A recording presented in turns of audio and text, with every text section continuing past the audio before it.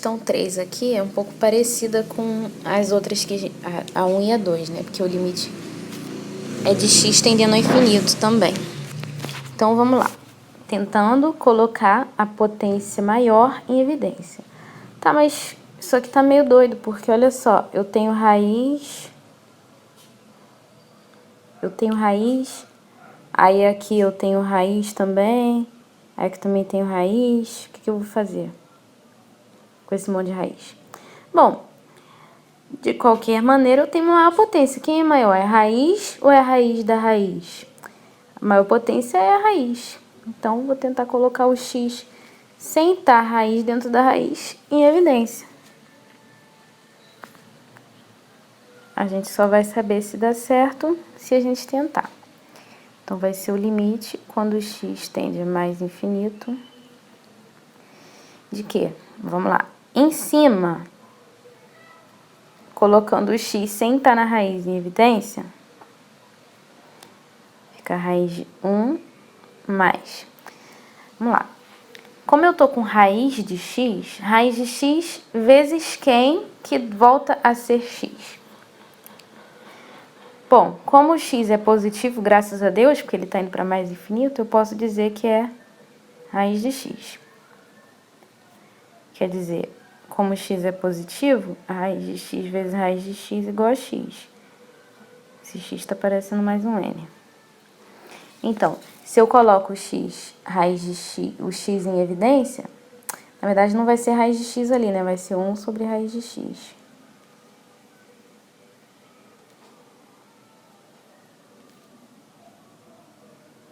Peraí, vamos pensar. Raiz de x vezes quanto que dá x?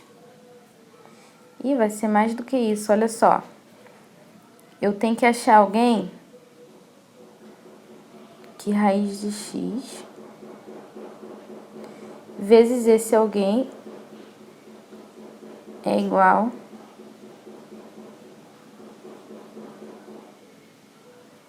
ou melhor, eu tenho que achar alguém que x vezes esse alguém seja igual a raiz de x. É difícil, hein? Tá, x vezes quanto que é a raiz de x? Ainda bem que x é positivo, né? Então, eu tenho que ter... É isso mesmo, 1 sobre raiz de x. Porque o x, eu posso substituir por raiz de x vezes x. E aí, uma raiz de x vai cortar e vai dar raiz de x. Poxa, essa volta toda que eu tenho que dar? Sim. Não escrever tudo isso, mas mentalmente você tem que saber disso. E você tem que se ligar também se o x é positivo ou negativo, porque dependendo disso,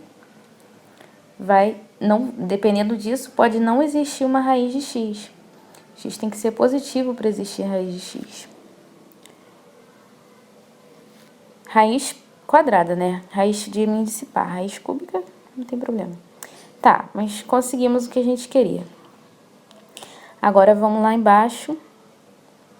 Coloquei em evidência o x, que multiplica para dar x, 1, para dar 1, 1 sobre x. Engraçado, quando não envolve raiz é tão rápido de pensar, né? Tá, quem já vai para zero aqui? X é infinito, raiz de x é infinito. Então, 1 sobre raiz de x vai para zero. 1 sobre x também. X vai para infinito, 1 sobre x vai para zero. Ou seja, sobrou 1, raiz de x vezes 1, e sobrou raiz de x vezes 1 embaixo. Que maravilha. Acabou, né? Porque ficou o limite quando x tende a mais infinito de raiz de x sobre raiz de x. Sem medo eu posso dizer que dá 1, porque é uma coisa dividida pela mesma coisa, então dá 1.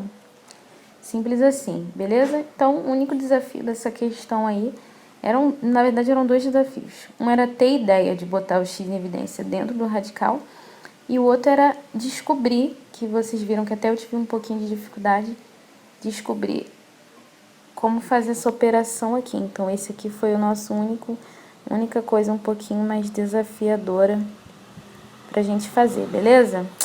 Show de bola!